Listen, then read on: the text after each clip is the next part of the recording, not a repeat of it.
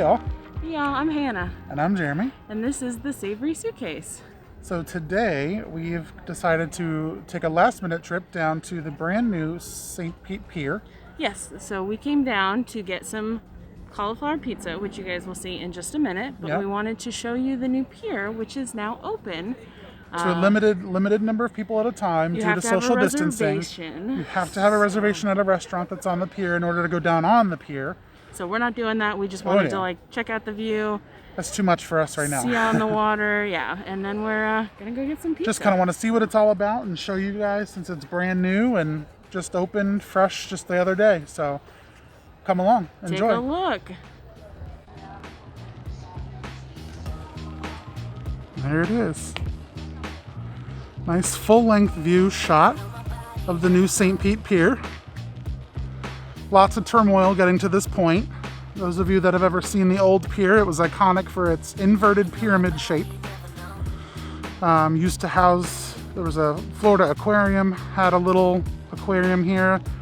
Definitely some well-known Tampa Bay restaurants. It was a fixture for a very long time. And it just became more cost than it was going to be to repair it than it was to just build a new concept. So they designed a bunch of different options for the pier after they initially tore the old one down, and I guess they landed on this one. I think there was a lot of back and forth and a lot of turmoil. It's been a lot of years in the making, so we're excited to see something out here. Yeah, it's pretty neat. So just a little unique fact about us. I think we've said it before. So Hannah and I actually took some of our engagement photos here at the old St. Pete Pier. So we'll post a couple of those photos here in the video. It was a long time ago. So about 10 years ago, almost 11. So we've been married for 10 years here in October. But yes, we've got some old photos here that's part of our history. So exciting. I think that's why we were excited to come down and see it from here. So. Mm-hmm. Yeah, for sure. There it is. There's this beautiful glass mosaic tile by Zenobia Bailey titled Morning Stars. So you can see a little bit about the artist in this piece. Yeah, and it makes a good Instagram wall. Makes a very good Instagram wall. New profile photo. So they have this really cool wall here towards the front of the pedestrian part of the pier, and it goes through the history. So in 1889, it was called the Railroad Pier. 1896 was the Brantley Pier. In 1900, the Fountain of Youth. 1906 was the Electric Pier. And then in 1913, it was the Municipal Recreation Pier. In 1926, it was named the $1 Million Pier. And then finally, the Inverted Pyramid opened up in 1973. So this was where Hannah and I had some of our engagement photos taken. I believe right there on the corner is where we were. So that's pretty cool. So all in all, it's pretty cool down here. There are a lot of people. A lot of people aren't wearing masks, and that's cool. That's up to them. Just a little uncomfortable. So. Yep. So we're gonna go. But we're gonna go over to the pizza box here in downtown St. Pete, and we're gonna get ourselves a cauliflower bowl pizza. So that's cool. And then we're gonna recreate it at home. Well, I'm gonna recreate it. She's gonna help me. We'll see how that goes. It's the truth. The truth is told. And then Max will be there for moral support, of course, and for anything that we drop.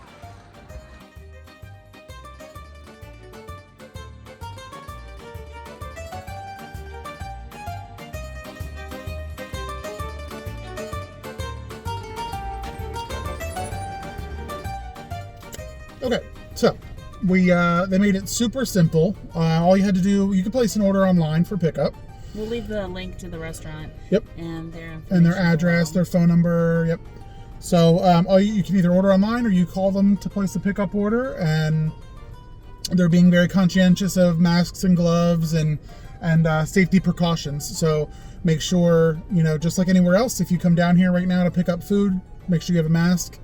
They're being very strict about that, so please we're going to sure. sanitize the containers before we eat. Yes. So we're going to find a place at a park. We're going to look around a little bit. It's a Saturday afternoon right now that we're filming, so it's downtown St. Pete. It's a little busier, lots of people, especially down with the pier. Find a nice secluded place to give it a try. Yeah, we brought our own little picnic setup. We're gonna be those weirdos. Yeah, I'm extra. It's fine. But we're super excited, so we'll see you in a minute.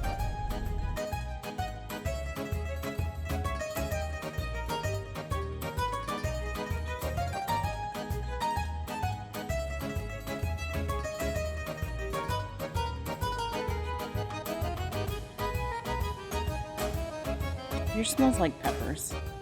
Yeah, mine's pretty pepper forward. Okay, so I ordered the Beer Garden Powerbowl, which has cauliflower, rice, and then all the pizza toppings. Ooh. Wowza. Splash down. All the pizza toppings that would go on a typical like beer cheese, potato, caramelized onions kind of pizza. And then lots of bacon. Yeah, bacon. So I ordered the St. Michael. Mine has roasted red peppers, pepperoni, mozzarella cheese. I added some of their house-made meatballs, and then mushrooms. They look a little well done. They're a little toasty on the top, we'll say. They smell good. So I think we can plus. Definitely recreate these at our house. I think we could probably make them look better. We're not sure about taste yet. We'll see. They do make their own house-made basil and garlic cauliflower rice. So basically you order the Powerbowl, and then you can take any of their pizzas that have a preset determined toppings like we did, or you can just take any custom toppings that you'd like and have them put onto the Powerbowl. The best part is the little cubes of boar's head pepperoni, because boar's head makes really good product. The roasted red peppers are canned. The mushrooms are canned. Very briny. The onions are delicious. The caramelized onions are great. Nice and jammy and soft. Cauliflower rice is good. The flavor on it is good. It's just very, very riced, so it's very small and very mushy. Yeah, so I think I'm going to walk you through a little bit what I'm going to do, which I can tell you off the bat is different. I'll be buying fresh cauliflower, using basil from my garden, some fresh garlic to make that cauliflower rice. Mushrooms are going to be fresh. The onions are going to be caramelized fresh. Now the roasted red peppers, I think I'm going to buy a couple of fresh red peppers and I'm going to roast them off on the grill. And then we'll steam them to get the skin off, rub the skin off, do it the traditional way that you would roast peppers at home so that they're nice and fresh also. They just have that really salty, briny, sort of like these were in a can or a jar situation. And that's fine. There's nothing wrong with it. I just think we can improve. I'm not even going to mess with doing meatballs because the meatballs that were in this were charred bits. And then I'm just going to buy boar's head pepperoni and chunk it up like this because this is perfect.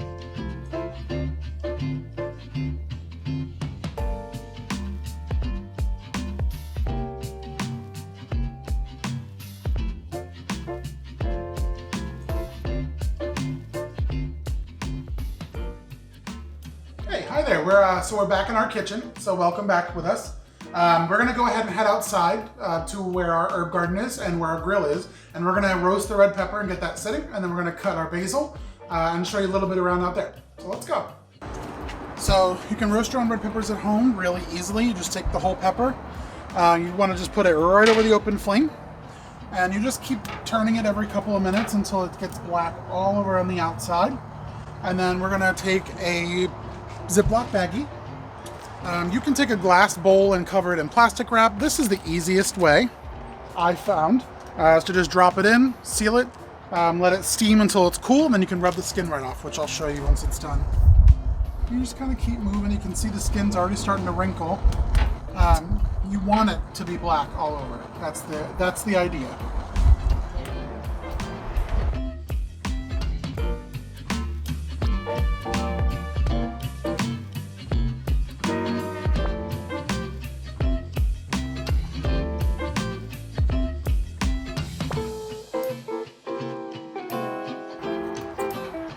So you can see how we're nice and charred.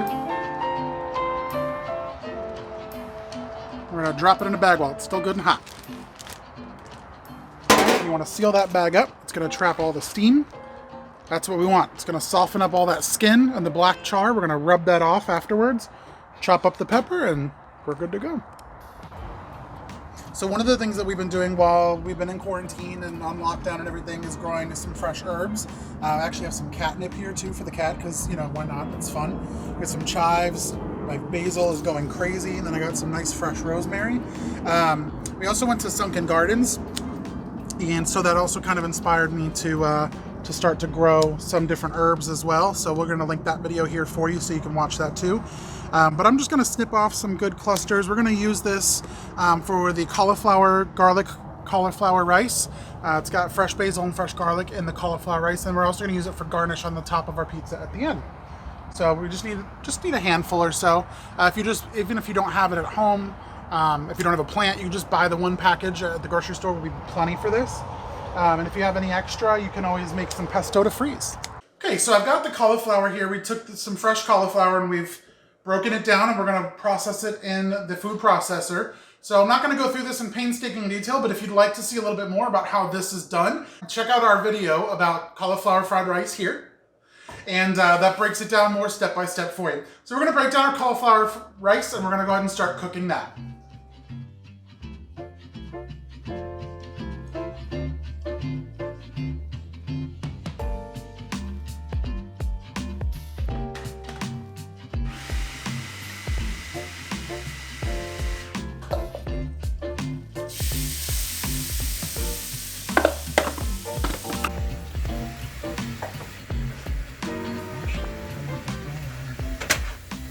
So I'm going to take my basil and pull it off the stems, and then with our food processor here, I'm just going to pulse some fresh garlic and this basil just until it's chopped up nice and small. I'll take our basil. I've got a bunch of garlic cloves here left from the local farmer's market. Just drop those boys in. Just give it a pulse. Scrape it all out.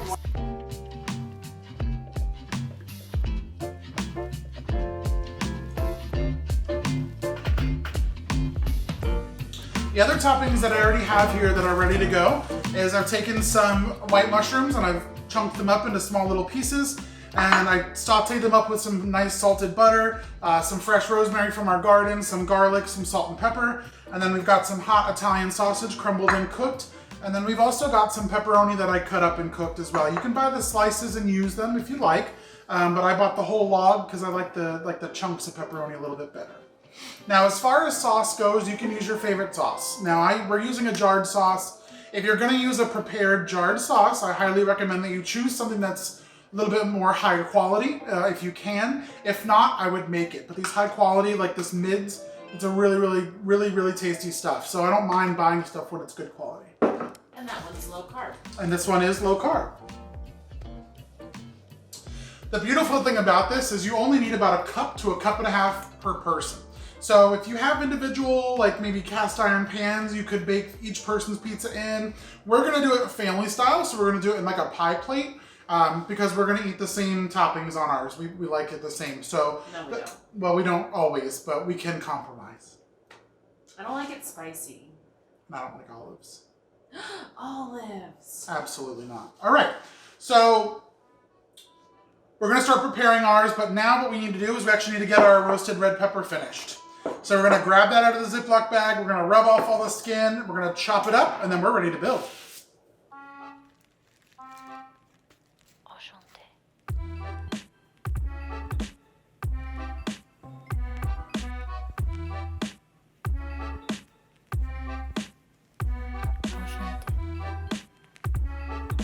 It should be nice and soft where you can just grab the center stem, pull it out, and you can trim up all of the seeds and clean everything out.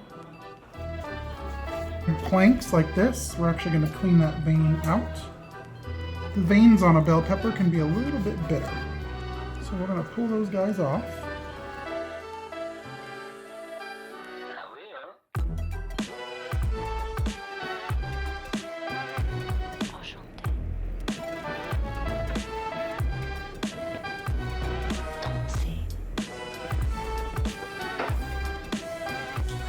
So since this is considered our crust, we're gonna put a nice layer of that down, and we're just gonna kind of even it out. Don't pack it down like you would a crust. It's not supposed to act as a crust. We just wanna kind of fluff it up like if it were rice, so it doesn't get all compact and mushy. Okay, so now typically what you would do, if this was the crust, is you would add the sauce. So we're gonna do a nice even layer of sauce around the base.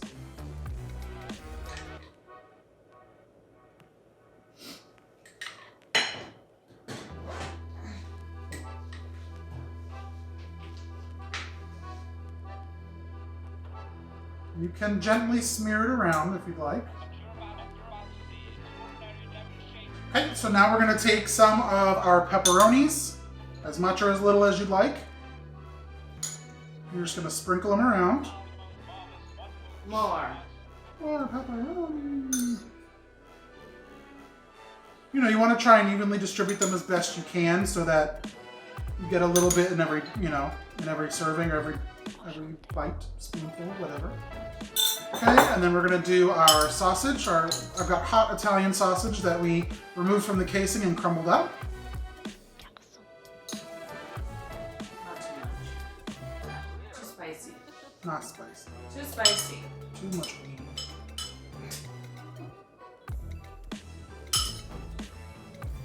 Okay.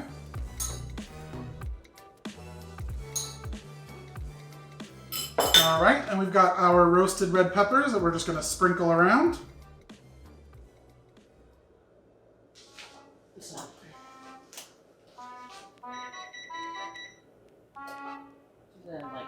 And then we were gonna take our garlic, rosemary, sauteed in butter mushrooms.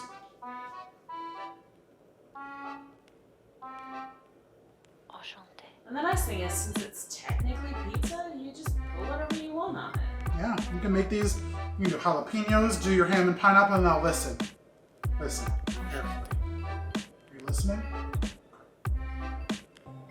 Pineapple does not belong on pizza. I don't care who you are. No, it does not. Yes, it does. No, it does not.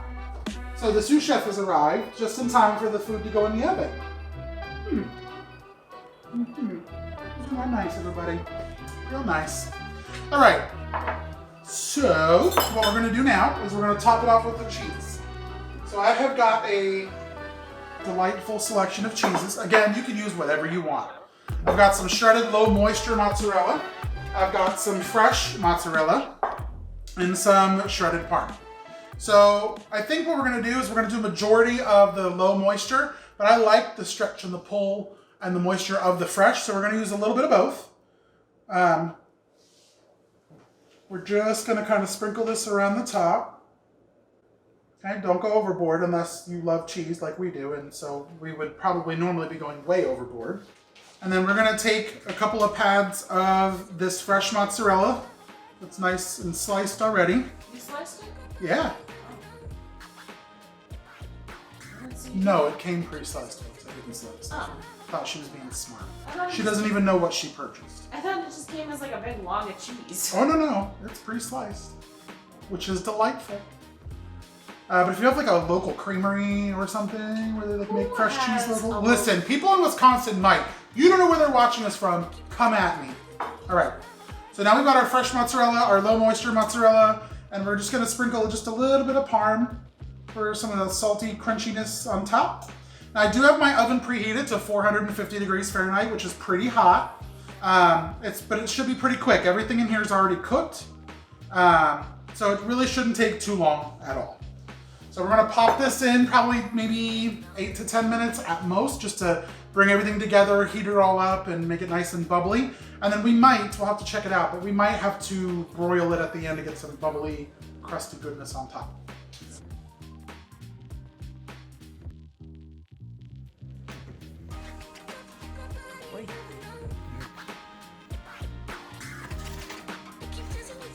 Bye-bye.